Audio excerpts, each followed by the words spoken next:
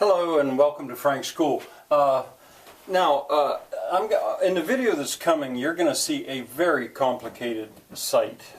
It'll just probably look like brush to you, but what I'm going to be doing is coming down. Here's the tram road, quote unquote tram road, comes here, and right in about here is a very complicated site. Which I'll be talking about. And then I'm going to come out, go along a steep bank here, and come up to where water falls. I call this Erica Falls right here. You'll see two crab apples, you'll see a bank here. All of this has to do with the mining. All of this is yet to be figured out, but there's no doubt that it's there. I mentioned at one point that there was a strip mine. Well, there was a shaft that went the whole way up to the top of the hill, I think, and it was bulldozed shut. So when I later on decided where would I take my road up into these fields, or this field, I decided to go along that because it was hard. You know, it wouldn't get muddy. It would be, and it wasn't of any use really to try to plow it. All right, now I can put a human face on some of these people. You know, this is historical genealogy. For example, I'm going to use this recently produced book, Dutch Corner Schools.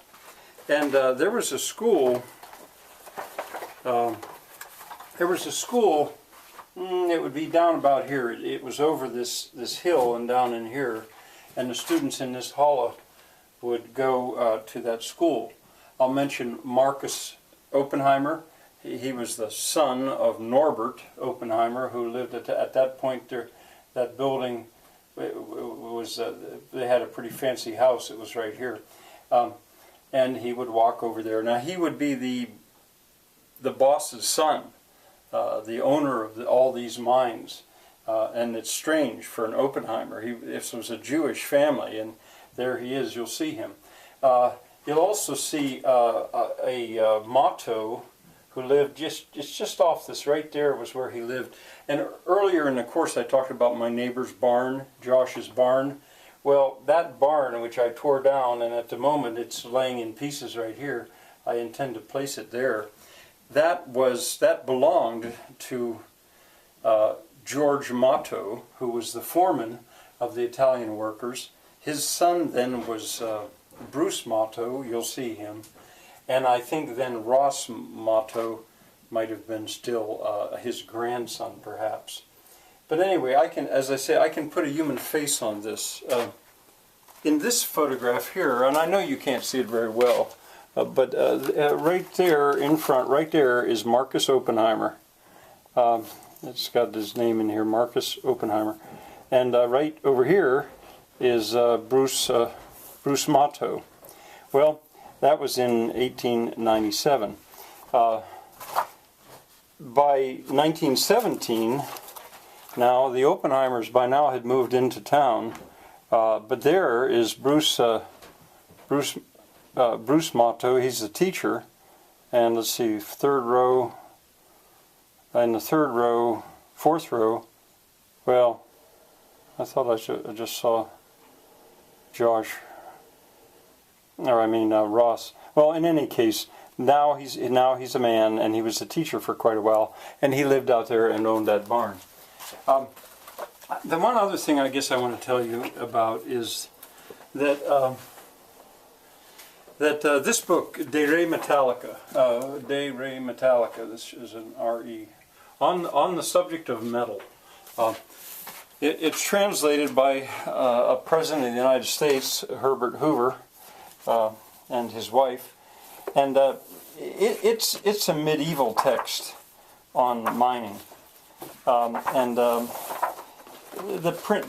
It's going to be too hard to show you very much of this, but these are woodcuts. That's a woodcut of how they wash the ore. I don't know what kind of ore it is at the moment, but there are many woodcuts that show what was done at the mining. At one point there was a stamping, here's a stamping mill to break the ore up.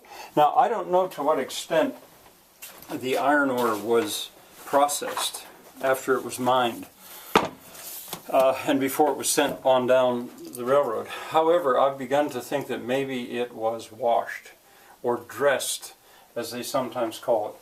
And if that's the case, that might help me to understand one of the stories about these mines. One of the stories goes that there were 400 people, men, who worked here. I think that's high. I don't believe that. That would be at its maximum. And that one winter or spring, 100 of them died. I also think that's high. I think those numbers are more like 20 or 30 Italians, and that spring all of them died. But anyway, the story is 400 and 100 died, and what did they die of?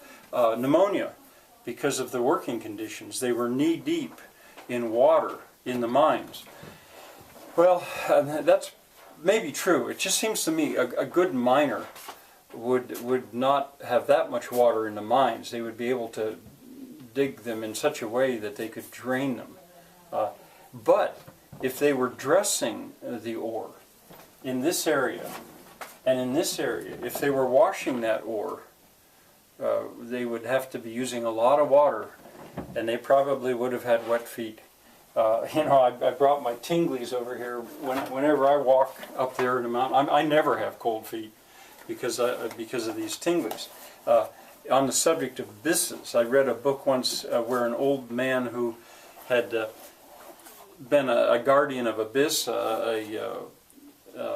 gardien des bis in French, he said the greatest invention related to byssus in Switzerland was rubber boots, because his feet didn't have to be so cold. Oppenheimer, Norbert, he was a twin, according to his obituary, and his twin brother was Robert. He also had a brother, Selly, and I don't want to go into the whole family here, but I believe it was Norbert who was a mining engineer before he left Europe, before they came from Europe. Either that or his father, but I think it was Norbert. I think he was had his engineering degree in mining. It would make sense.